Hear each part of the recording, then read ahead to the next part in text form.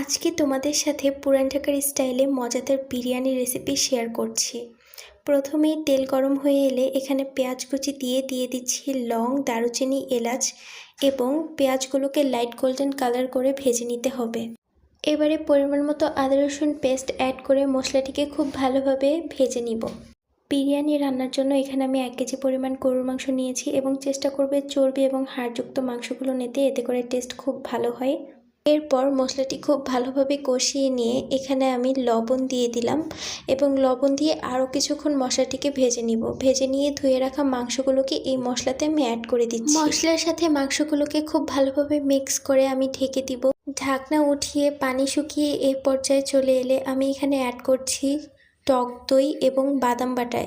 আমি কাঠবাদাম বাটা ইউজ করেছি, তোমরা যে কোনো বাদাম বেটে এখানে ব্যবহার করতে পারবে। এবারে মশলাগুলোর সাথে মাংসগুলোকে খুব ভালোভাবে কষিয়ে নিব। মশলার সাথে মাংস মিক্স করতে করতে তোমাদের একটি কথা বলে দেই, এই বিরিয়ানি রান্নাটি আসলেই অসাধারণ মজা হয়েছিল। আমার কাছে খুব ভালো লেগেছে, তাই তোমাদের সাথে শেয়ার করছি একদম পুরান ঢাকার স্টাইলে।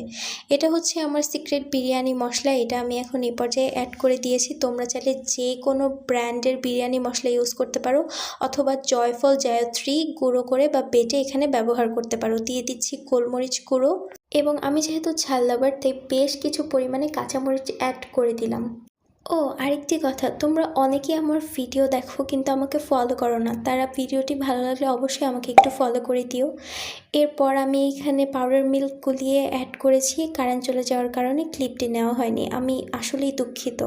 সো যাই হোক, এরপর মাংসগুলোকে খুব ভালোভাবে মশলার সাথে মিক্স করে এ পর্যায়ে যখন তেল ভেসে উঠবে, ধুয়ে পানি ঝরিয়ে রাখা পোলাওয়ের চাল অ্যাড করছি। এখানে আমি 1 কেজি পরিমাণ গরুর মাংসের জন্য আধা কেজি পরিমাণ পোলাওয়ের চাল ব্যবহার করেছি, তোমরা চাইলে কম বেশি করে নিতে পারো।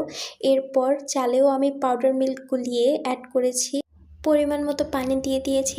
এই পর্যায়ে আমি লবণ চেক করেছি, মনে হয়েছে আরও কিছুটা লাগবে, তাই দিয়ে দমে বসিয়ে দিব। এরপর এই তো রেডি আমার মজাদার বিরিয়ানি। এই রেসিপিতে তোমরা বিরিয়ানিটি ট্রাই করে দেখতে পারো এবং ভালো লাগলে অবশ্যই আমাকে কমেন্ট করে জানাবে।